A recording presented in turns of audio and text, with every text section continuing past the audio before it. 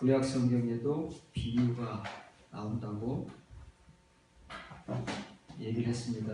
그 비유는 소위 우리가 잠언이라 일컫는 마샬 혹은 감추어진 말씀 히다 이런 말로 구약 성경이 이미 우리가 신약 성경에서 뭐 감추어졌다, 아포칼리토다 하는 말들을 사용하기 이전에 이미 하나님께로부터 이 묵시의 말씀을 받는 사람들은 이 비유와 감추어진 말들에 대해서 그 사람들 세계에서는 이미 다 통용되고 있었던 그러한 내용들입니다. 시편 78편은 아삽이라는 다윗이 찬양을 위해 세운 가문 가운데 한 가문의 대표자인데, 이 사람은 제사장도 선지자도 아니면서 이렇게 하나님의 이 비유의 말씀, 감추어진 말씀, 이것들을 자기 시대에서가 아니라 이미 하나님께서 공식적으로 모세를 통해서 하나님의 불의 율법을 주신 이유로 그들 조상 대대로 전해져 오는 하나님의 말씀이다 하는 겁니다. 그런데 이 아삽이라는 사람이 이렇게 비유의 말씀 그리고 감추어진 말씀들을 자기가 드러내겠다 하는 거예요. 이 드러내겠다는 말 우리가 이제 중점적으로 살펴볼 말인데, 나바라고 하는 말입니다. 나바라는 말은 드러낸다라는 이제 의역적 표현을 했지만 이것은 터져 나오게 하다, 넘쳐 흐르게 하다라는 말입니다. 여기 있지만 그래서 아비야는 내가 그렇게 하겠다는 말이에요. 내가 터져 나오게 하고 넘쳐 흐르게 하겠다 하는 말입니다. 구약 성경에서 이거 동의어가 하나 있는데 나잘이라는 말입니다. 이 나잘이라는 말은 주로 물에 대해서 흘러나오다, 넘쳐 흐르다로 사용되고, 이 나바라는 말은 사람의 말, 감추어진 말씀에 대해서 사용되고, 두 개가 병행되어 사용되는데 오늘 이제 두 가지를 다 비교해서 이제 살펴볼 이제 성경 말씀들이 다행히 나옵니다.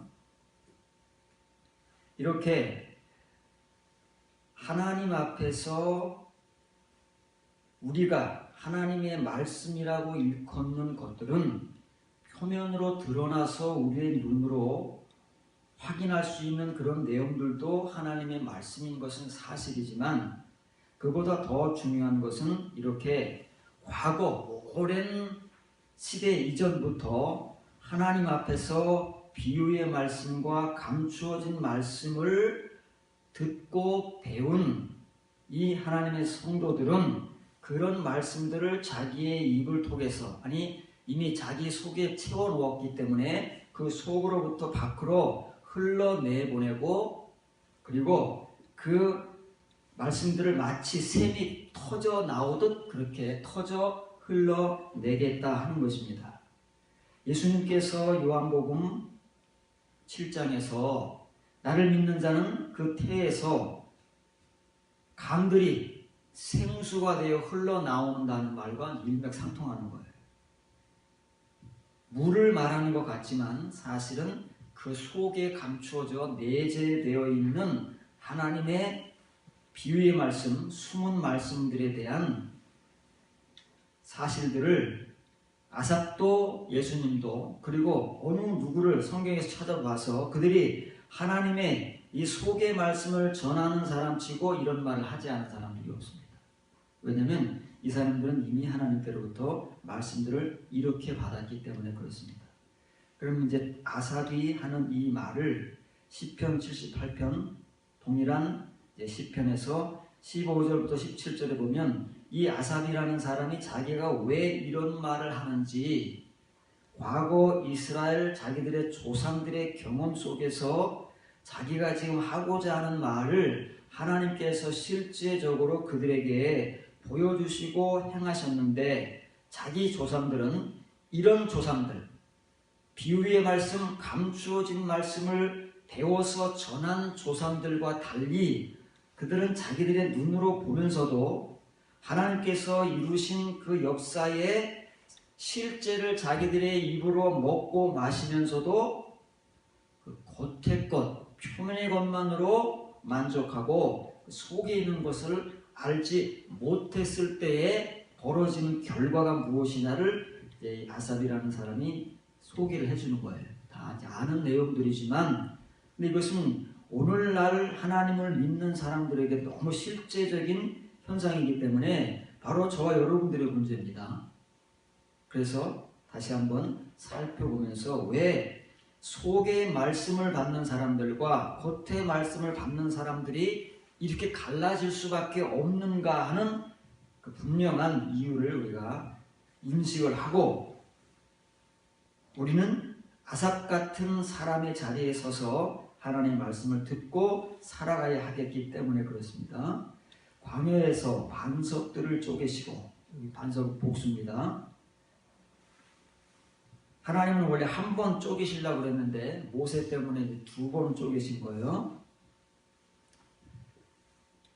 모세가 한 번 치려고 그랬는데 모세 때문에 2번 치신 것이고, 그 모세를 통해서 2번의 반석을 쪼개시고 거기에서 깊은 곳에서 나오는 물처럼 흡족하게 마시게 하셨다라는 말이에요. 깊은 곳에서, 광야에 큰 반석이 있습니다. 바위가 있는데 모세가 처음에는 하나님의 명에 의해서 그 반석을 지팡이로 가리키면, 지팡이를 2번 치면 그 반석이 쭉 갈라졌잖아요. 그러면 아무리 큰 반석이 쪼개진다고 해도 그 속에 무슨 물이 있겠습니까? 얼마만큼 깊은 곳에서 물이 흘러나오겠어요. 그 바위, 반석이라는 것은 우리가 인식하는 그런 일반적 바위가 아니고 예수 그리스도를 상징하기 때문에, 그 바위는 눈에 보이는 바위에서 나오는 물이 어디서부터 근거되고 출발되느냐면 매우 깊은 곳이라고 표현되어 있는 심연이라고 표현되는 거예요. 태홈이라고 기록되어 있는데 그 복수형을 쓰는 거예요. 그러니까 심연, 아주 저 바닥 가장 깊숙한 곳을 심연이라고 하는데, 그 심연들로부터 하나님께서 물을 끌어올리셔서 이 반석을 통해서 터져 나오게 하셨다고 말해요. 그럼 반석이, 바위가 깨져본들 그 속에서 무슨 물이 나올 것이며, 또 물이 나온들 얼마나 깊이에서 나오겠습니까마는, 이 반석은 일반적 반석이 아니라 예수 그리스도를 상징화하는 반석이기 때문에 하나님께서는 그 예수 그리스도 속에, 그 시면 속에 내재되어 있는 하나님의 그 영생의 말씀, 생명의 말씀을 이렇게 이스라엘 하나님의 백성들에게 흡족하게 마실 수 있을 만큼 터져 나오게 하신다 그 말이에요. 그리고 또 하나, 이것을 다른 말로 이제 우리가 일반적으로 이해할 수 있는 말로 아삽이 다시 한번 반복해서 설명을 해주는데, 바위에서 시내를 내셨다라고 표현하는 이 시내는 우리가 한번 배운 노즐림이라는 말입니다. 흐르는 시내들, 이 시면으로부터 터져 나와서 이제 강을 이루어서 땅으로 흘러나가는 시내를 노즐림이라고 하는 거예요. 이것은 이제 같은 말이죠. 근데 그 양이 얼마나 많이 나왔으면 그 물이 강들, 여기 나오는 다 복수입니다. 시면도 복수고 시내도 복수고 강도 복수예요. 그 양이 얼마나 많이 나오도록 하나님께서 역사를 하셨는지, 장정만 60만 명 이상이 마시고 갈증을 해소할 정도의 양이니까 뭐 어마어마하겠지요. 그 정도가 아니라 강들이 되어 흐를 정도로 그 바위에서 흐르는 시면의 깊은 물을 터져 나오게 하셨다는 말이에요. 이것이 모세 당시에 이스라엘 백성들이 하나님의 은혜를 통해서, 역사하심을 통해서 맛본 예수 그리스도의 시면의 말씀, 감추어진 말씀들이라는 말이에요. 그런데 아삽과 같이, 혹은 아삽을 비롯한 비유의 말씀과 감추어진 말씀들로 이렇게 배우고 그 말씀들을 깨달아 보고 살지 못하는 사람들은 자기들 눈에 보이는 현상만을 본다고 말해. 아, 바위가 쪼개졌구나. 저 바위에서 엄청난 양의 물이 나왔구나. 그래서 우리가 이 목마름, 갈증을 해결했구나 라는 것만을 인식하고 그 외에는 아무것도 느끼거나 깨닫지 못하고 지나가 버린다고 말해.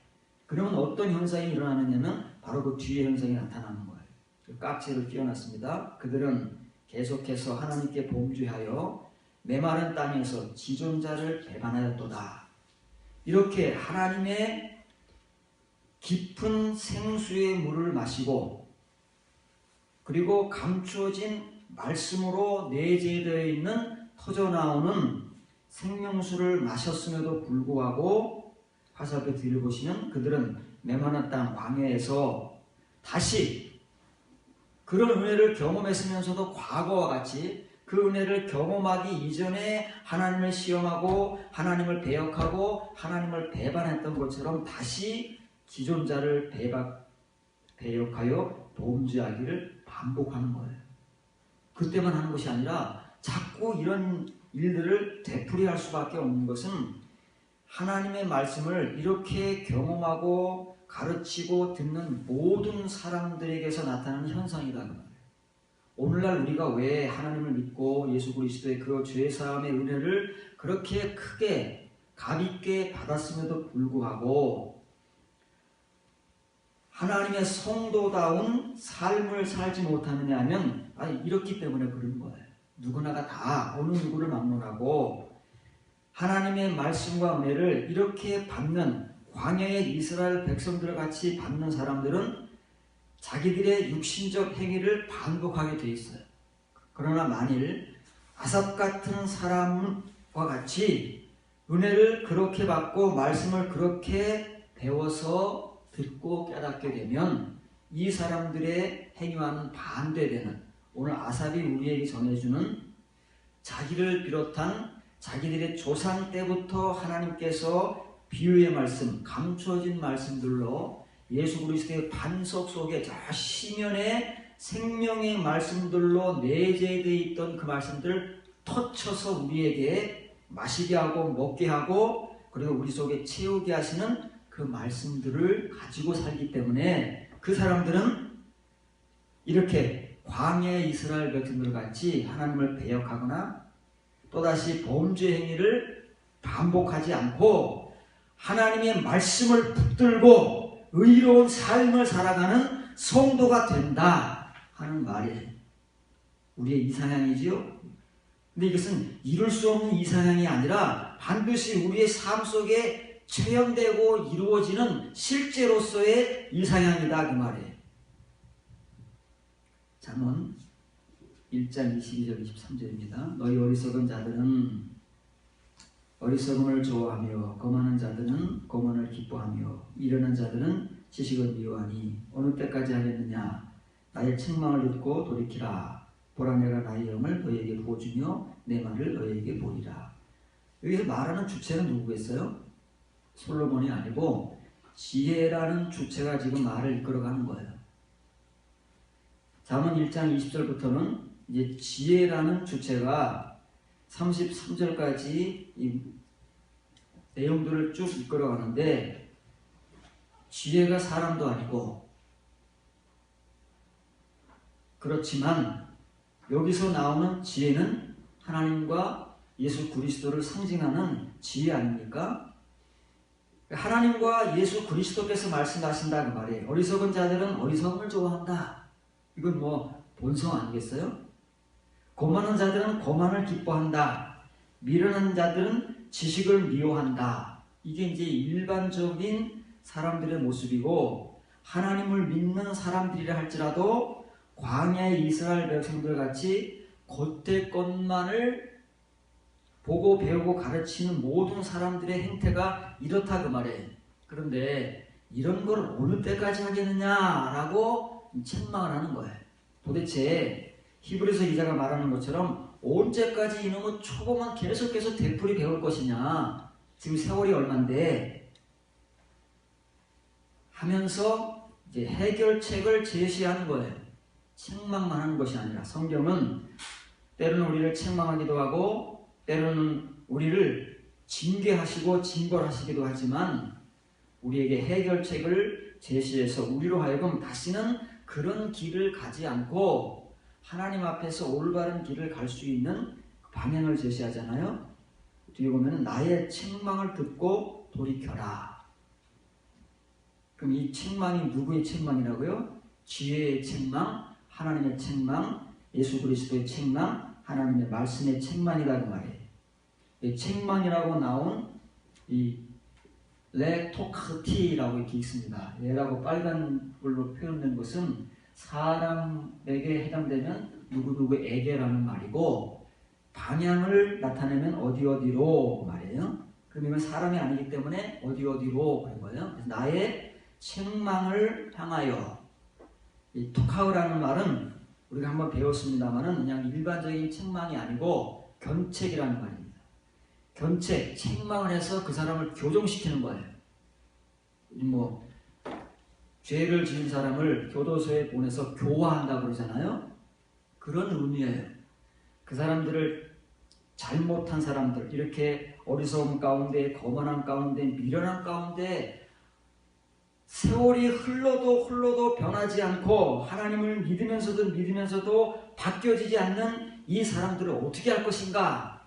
하나님께서 고민하시면서 제시하시는 방법이 이놈들을 책망해야 되는데 이 책망, 내 견책으로 돌이키는 길밖에는 다른 길이 없다 그 말이에요.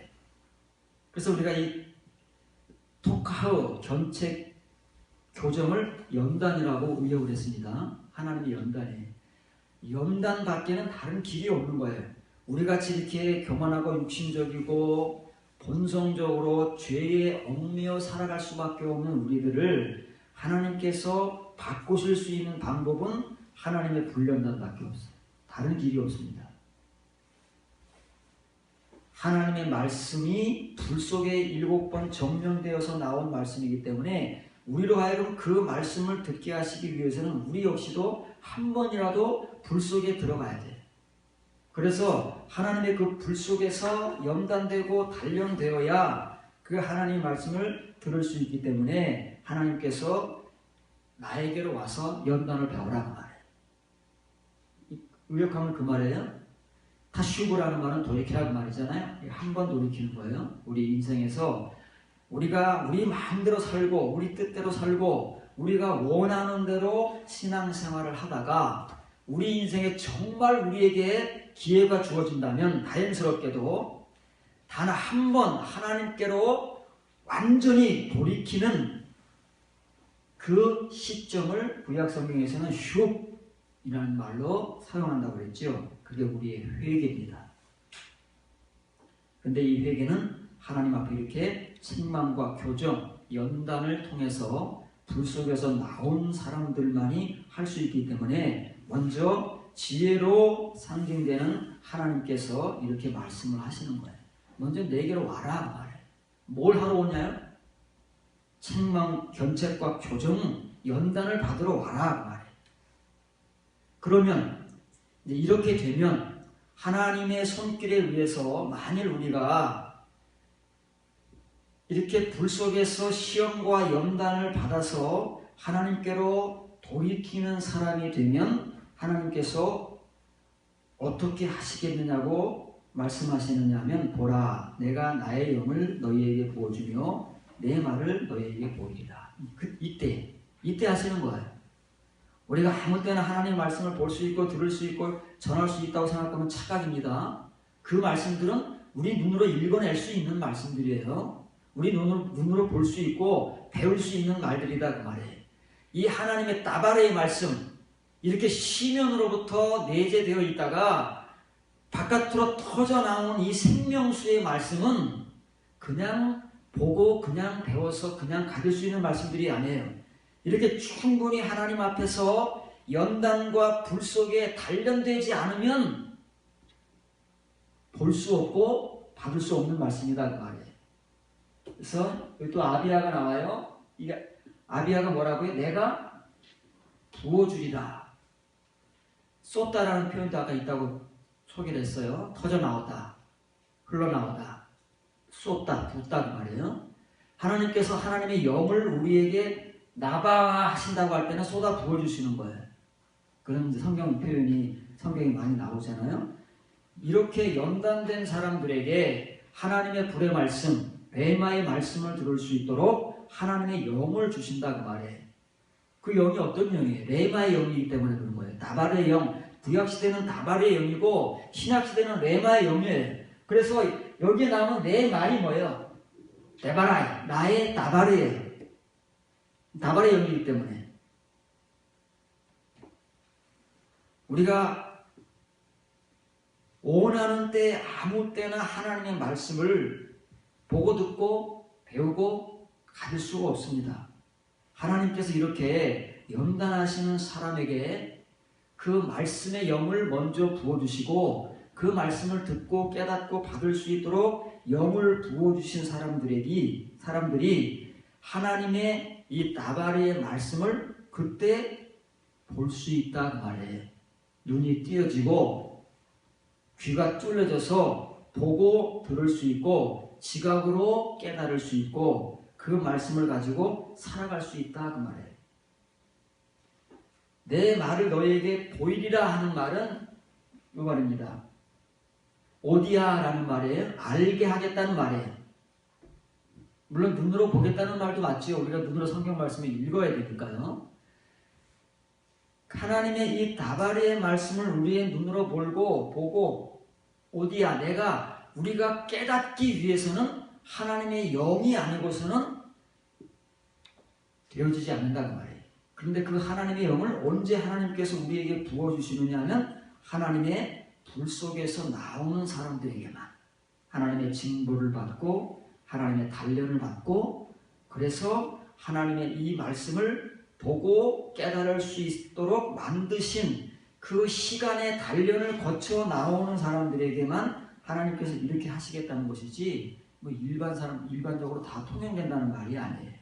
그래서 오늘날 많은 사람들이 문자적인 말씀들은 이렇게도 잘 보고 이렇게도 많이 보고 이렇게도 넘치도록 전할 수 있지만 아삽이 말하는 이 지혜라고 일컫는 지혜가 말하는 이런 말씀, 비유의 말씀, 감추어진 말씀은 오늘날 찾아보기가 쉽지가 않은 겁니다. 잠언 18장 4절입니다. 명철한 사람의 입의 말은 깊은 물과 같고 지혜의 샘은 솟구쳐 흐르는 시내와 같으니라.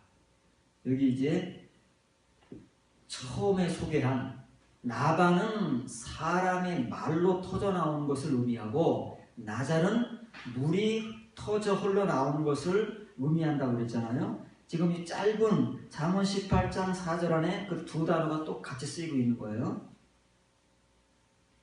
의미적으로 그렇다고 말이에요. 자, 명철한 사람의 입에서 나오는 물은 깊은 물과 같고 어떤 사람이에요?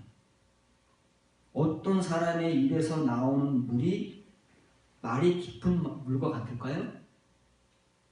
그 광야에서 하나님께서 반석을 쳐서 시면의 물들을 터져 나오게 하셔서 그 물을 그렇게 이면의 말씀으로 받아 먹은 사람들의 입에서 나오는 물이 깊은 물이다 그 말이에요. 깊은 물을 마셔야 깊은 물이 나오지요. 얕은 물을 마시면 얕은 물이 나오지 않겠습니까? 표면의 말을 먹으면 표면의 말이 나오는 거예요. 이면의 말을 먹으면 이면의 말이 나오는 것이고 표면의 말을 배웠으면 표면의 말밖에는 못합니다.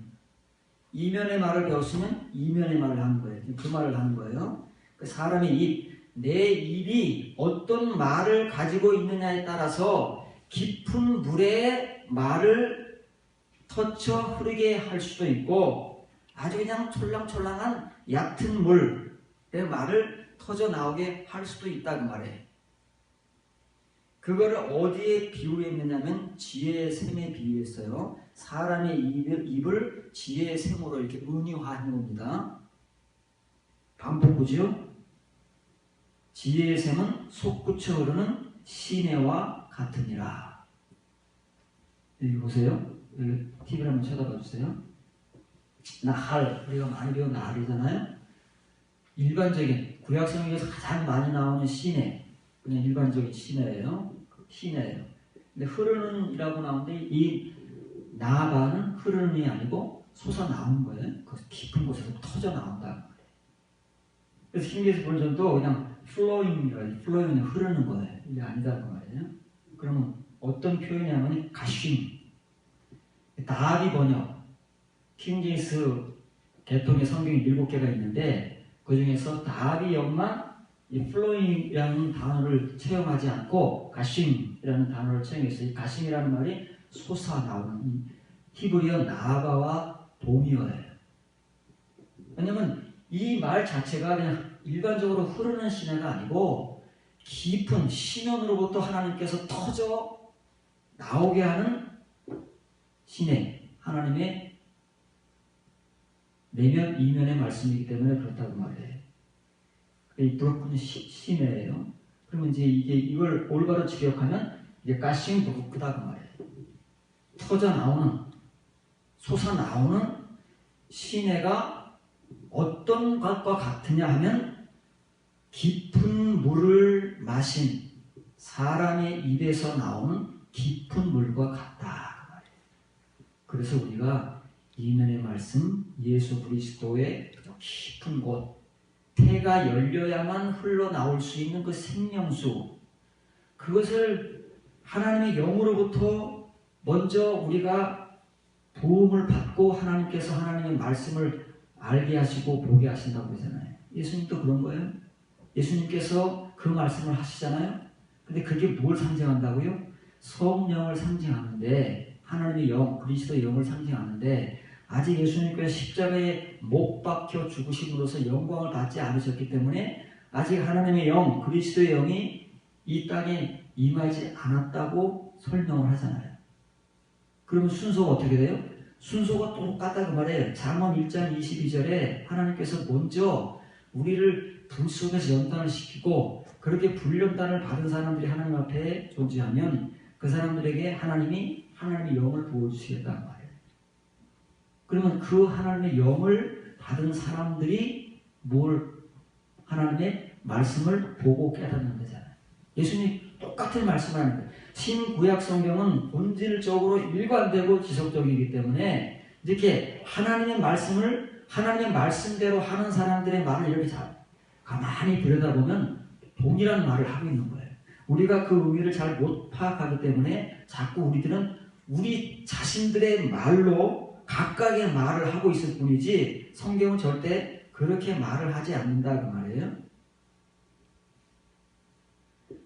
시편 145편 7절입니다. 사람들은 주의 두려운 일에 권능을 말할 것이요 나도 주의 위대하심을 선포하리이다. 그들이 주의 크신 은혜를 기념하여 말하며 주의 공의를 노래하리이다. 박스 킨들을 화살표 뒤를 보시면 그들이 주의 풍성한 선하심의 기억을 쏟아내며 주의 정의를 환호하리이다.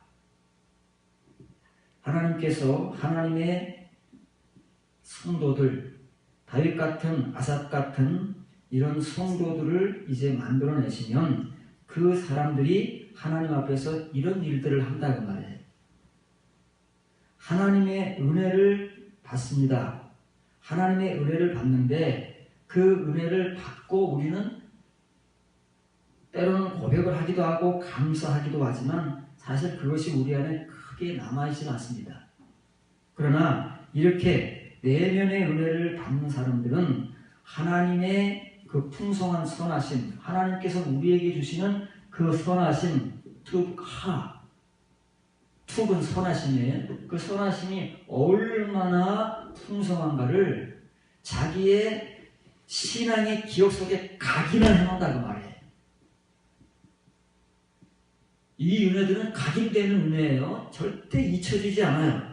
아무리 세월이 흘러도 각인되어 있기 때문에 항상 그때로 돌아갈 수 있어요. 이 은혜는 하나님의 툭의 은혜, 선하심의 은혜, 하나님의 선이 무언가를 맛보는 사람들은 그 기억을 잃을 수가 없어요. 왜냐하면 우리의 신앙의 기억 속에 각인되기 때문에 그렇다는 거예요. 하나님 철필로 기록을 하라고 그러잖아요. 그런 거 비슷한 거예요.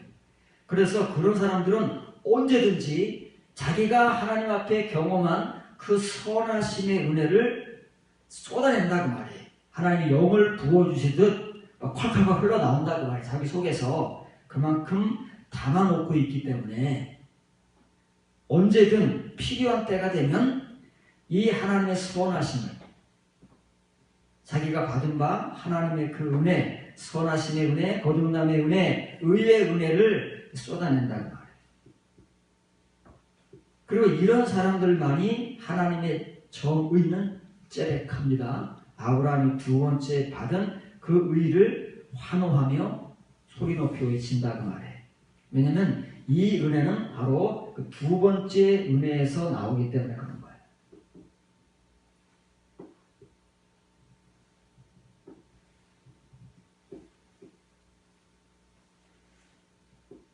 잠언 15장 2절 말씀입니다. 지혜 있는 자의 혀는 지식을 선히 베풀고 미련한 자의 입은 미련한 것을 쏟아내느니라. 부정적인 의미지요.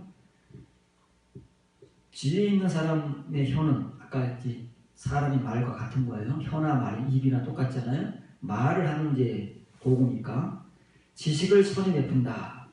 하나님의 이 지식의 말씀을 선하게 베풀고, 미련한 자의 입은 미련한 것을 쏟아낼 수밖에 없는 거죠. 담고 있는 게 그거니까.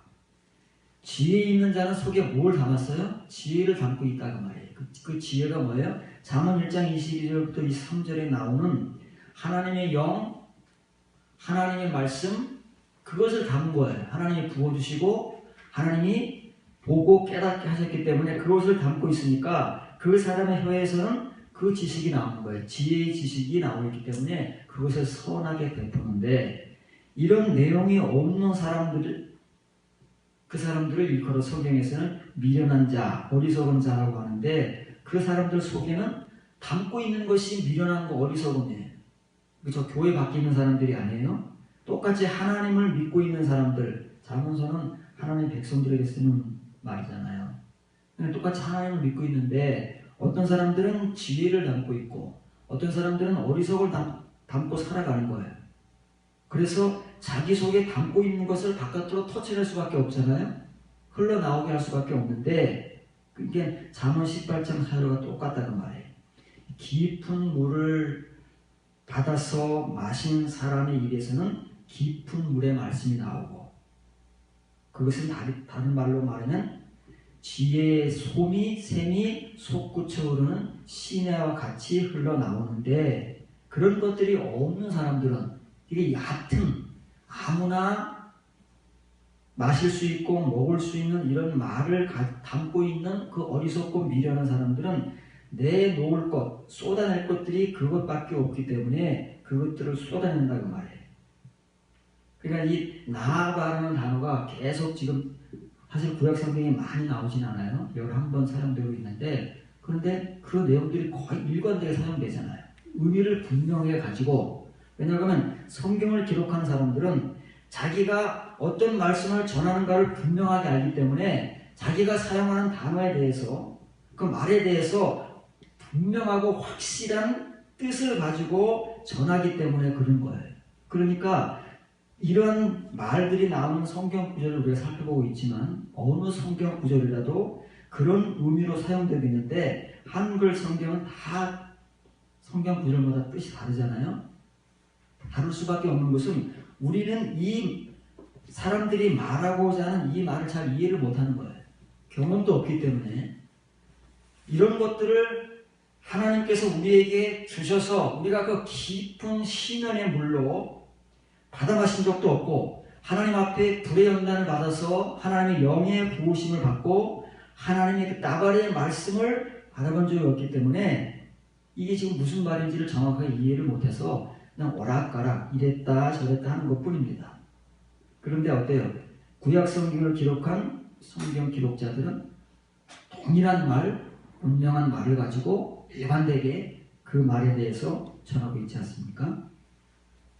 시편 119편 171절입니다. 주께서 율례를 내게 가르치심으로 내 입술이 주를 찬양하리이다. 이걸 기억하면요, 주께서 주의 규례들을 내게 가르칠 때에 내 입술이 찬송을 쏟아내나이다. 찬송이 흘러 넘치나이다 그 말이에요. 내 입술에서. 찬송 배웠지요. 규례는 복수용어로 나옵니다. 율례라고 했는데 규례예요. 하나님의 법도 말씀드리지요. 계명. 하나님의 계명은 우리가 배워야 할 게 하나가 아니잖아요. 하나님의 계명들, 하나님의 법도들, 하나님의 율례들, 하나님의 말씀들 굉장히 많습니다. 많기 때문에 이것은 항상 성경에서 복수로 나오는 경우가 많아요. 그래서 주께서 하나님께서 우리에게 하나님의 이 규례들, 계명들을 가르치실 때에 우리가 그 계명들을 올바로 배울 수 있을 때에 바꿔 말하면 언제 우리가 하나님의 계명들을 올바로 배울 수 있다고 앞서 말했느냐 하면 하나님께서 우리를 견책하실 때에 책망하시고 교정하시고 연단하시고 불에서 나오게 하실 때 비로소 우리가 이 하나님의 계명과 말씀들을 가르치는 대로 배울 수 있다는 말이에요. 그래서 여기 가르친다는 말이 뭐라고 써 있느냐면 여기 보세요. 라맛라고 기록되어 있는 거예요. 성경을 읽어봤거든요. 전혀 헛갈리지도 않고 오락가락하지 않아요. 분명한 내용을 가지고 있으면 거기에 쓰이는 말도 분명합니다. 내용과 동떨어질 수가 없어요. 하나님께서 이렇게 하나님의 규례들, 계명들, 말씀들을 우리에게 가르칠 때에 우리가 그것을 제대로 배우는 때는 언제냐면 라마드의 가르침을 받을 때라 그랬잖아요. 요레, 야라의 가르침을 받을 때는 이렇게 이른비의 가르침, 칭의의 가르침, 표면적인 가르침을 받을 때이기 때문에 가르침을 받아도 잘 몰라요. 그것만 아는 거죠. 그런데 우리의 입술에서 하나님의 찬송이 흘러 넘칠 때가 언제냐면 하나님의 율례, 계명, 말씀들을 하나님께로 이렇게 가르침을 받을 때가 되면 그때 비로소 우리의 입술에서 찬송이 열리는 거예요. 찬송은 단수로 나오는 거예요. 찬송에 대해서 배웠죠.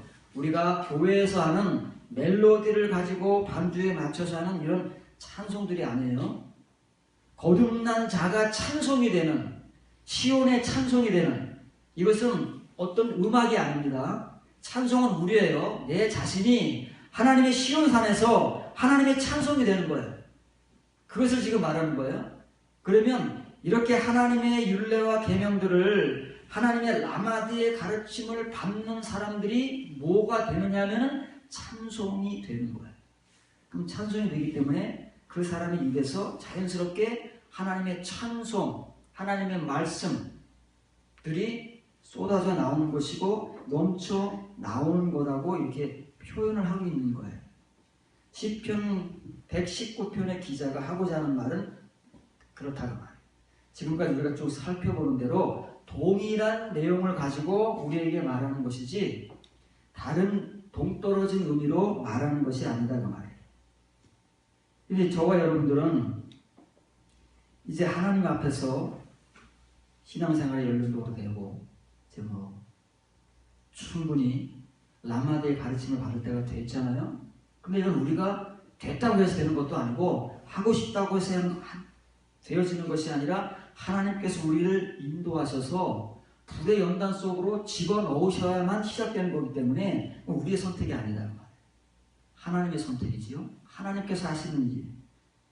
그래서 우리가 이렇게 배우고 싶다고 해서 배워지는 것이 아니고 자연스럽게 하나님의 손에 의해서 이런 배움을 가질 수 있도록 하나님의 연단의 손길을 거쳐온 사람들이 이런 배움을 받는 것이고 또 하나님 앞에 이런 찬송이 되어가는 것이다 그 말이에요. 그래서 이렇게 되어진 사람들은 주의 모든 계명들이 의로움으로 하나님의 계명, 하나님의 말씀 자체는 의롭지 않습니까? 선하고 의로운 거예요. 근데 그 의는 거듭남의 의라 그 말이에요. 하나님의 말씀은 하나님의 모든 계명들은 야라의 가르침으로 우리가 받을 수 있는 것이 아니고 그것은 말로 표면적으로는 거룩하지만 우리의 삶을 거룩한 삶으로 하나도 바꾸지를 못하는 거예요.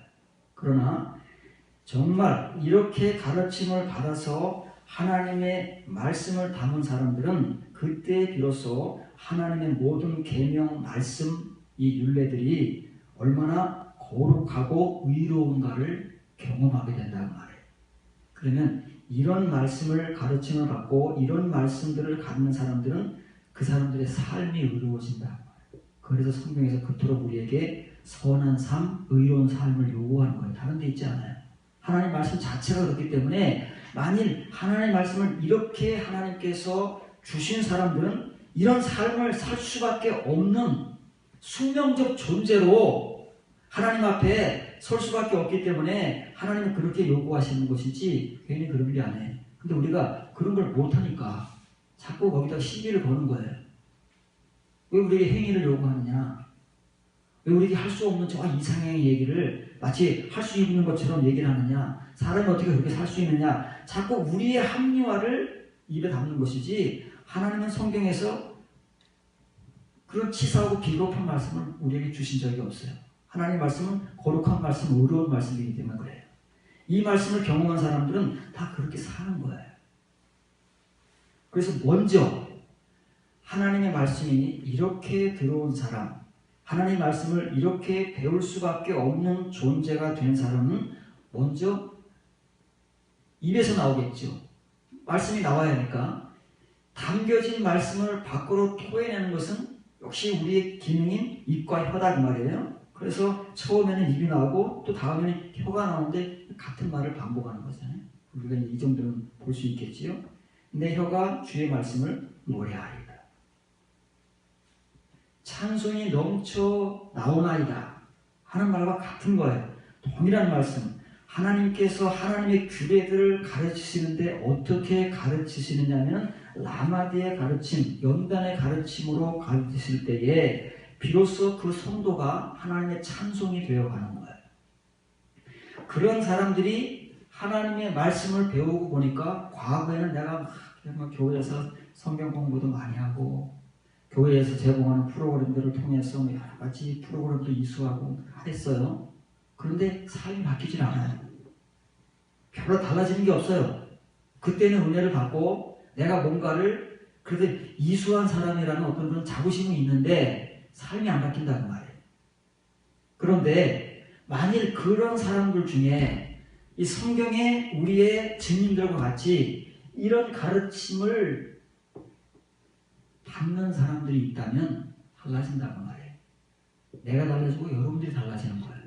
우리가 달라지는 거예요. 다른 사람이 달라지는 것이 아니라 바로 이런 말씀을 듣고 배우는 사람들이 달라지는 거예요. 어떻게 달라지느냐면 하나님께서 우리에게 요구하시는 대로 그 말씀이 의로운 말씀, 순결한 말씀, 불의 말씀이라는 것을 경험하게 되면 그렇게 그 말씀을 받았기 때문에 그 의로운 말씀, 순결한 말씀, 불의 말씀과 같이 거룩하게 살지 않으면 안 된다는 말이에요. 아브라함 괜히 그렇게 산 게 아니에요. 이제 하나님이 때가 되면 아브라함을 시험하셨듯 우리를 시험하실 겁니다. 그럼 그 시험 앞에 아브라함과 같이 자기가 100세 때 거듭나서 하나님께서 요구하시는 것이 가장 극단적인 것을 요구하는 거잖아요. 100세 때 준 이삭을 바쳐라 그러면 하나님 장난하시는 것도 아니고 주실 때는 언제고 또 바치라고 하시냐는 그런 현실에 직면하게 될지라도 아브라함은 그 하나님의 시험에 언제든지 자기의 믿음을 그대로 드러낼 수 있는 행위의 사람이 되어 있다는 말이에요. 야고보 선지자가 우리에게 소개하는 것처럼 그런 믿음이 진짜 믿음이고 산 믿음이고 하나님 앞에서 우리의 믿음을 말로서가 아닌 삶으로 드러낼 수 있는 그런 믿음이다. 아브라함은 괜히 그렇게 됐겠습니까? 이런 과정을 거쳤기 때문에 그런 거예요. 아브라함 때부터 하나님께서 아브라함을 우리의 믿음의 조상으로 만드시고자 결정하신 그때부터 아브라함 이렇게 만들어 가신 거예요. 그건 아브라함의 75세 때 하나님의 부르심을 받아서 175세에 그가 세상을 떠나기까지 그 전 인생이 이렇게 하나님의 손에 의해서 다rum을 받았잖아요. 우리가 아는 대로. 그래서 100세 때에 드디어 아브라함이 하나님의 말씀을 받고 하나님이 요구하는 완전한 행위의 자로 내 앞에 서라. 나는 완전한 하나님이다. 라고 하시는 말씀을 거역하다가 받을 수 없는 믿음의 존재로 있다가 그 말씀을 믿음으로 받을 수 있는 사람이 되어서는 아브라함이 바뀌어지잖아요. 우리의 모든 성경에 나온 모든 사람들은 전과 후가 있어요. 우리같이 야곱도 야복강의 전과 후가 있잖아요. 야복강의 전은 어땠어요? 우리가 똑같아요? 반불해요? 야복강의 후는요? 우리와는 전혀 달라요. 아브라함이 그렇고 성경의 모든 우리에게 그 사람의 신앙의 삶을 하나님께서 우리에게 증거하는 그 증인들은 그 사람들에게 있어서 전후가 있다고 말해요. 전과 후가 너무 다르잖아요. 다를 수밖에 없는 이유는 그 사람들은 그 전후의 전환점에서 그들의 인생의 전환점에서 우리가 경험하지 못한 어떤 것을 경험한 거예요.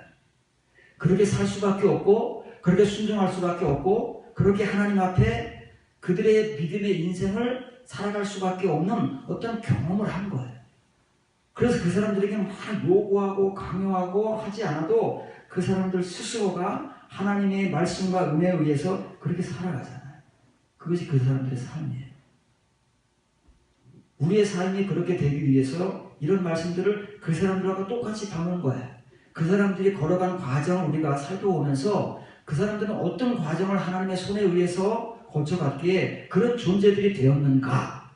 나는 그러면 오늘날 현실 속에서 지금까지 어떻게 살아왔기에 어떻게 신앙생활을 해왔기에 나는 아직도 이런 존재인가? 언제 나는 어떤 과정과 어떤 시간 속에서 이런 존재가 될 수 있는가가 말씀 속에 담겨져 있기 때문에 그런 말씀들을 따라가면 어느 누구나가 하나님의 손길에 의해서 그렇게 인도함을 받을 수 있다면 아브라함부터 시작된 그 하나님의 믿음이라는 그 믿음의 삶이 모든 사람들에게 적용되듯 오늘날 여러분들에게도 적용될 수 있다는 사실을 기억하면서 여러분들이 이 말씀 한마디 한마디를 여러분들의 레마의 말씀으로 여러분들의 믿음의 씨알로 채워서 그 믿음의 씨알들이 여러분의 삶으로 나와서 이런 하나님 앞에 지금까지 여러분들 앞에 소개해준 아삽같은 성도, 지혜자로서의 성도, 시편의 성도, 성경 어느 곳을 뒤적여도 다 이런 말씀을 받고 하나님의 사람이 된 사람들이 증거하는 그러한 삶을 함께 더불어 살아갈 수 있기를 주의 이름으로 바랍니다.